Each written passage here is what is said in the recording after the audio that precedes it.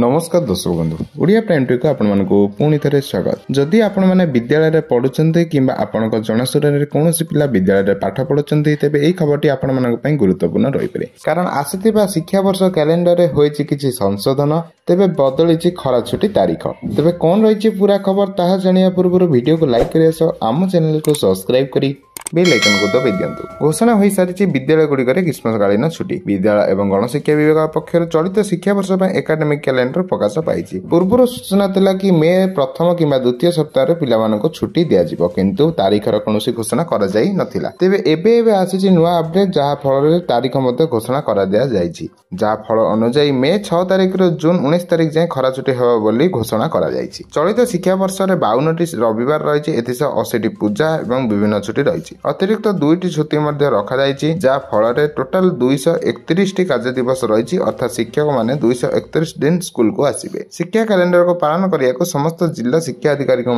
निर्देश दि जाएगी। तेज यह संशोधन छुट्टी को नहीं आज बड़ अपडेट। तेज यहीपरि खबर प्रथम जानापी आम चैनल संगे जोड़ी होई रहंतु। धन्यवाद।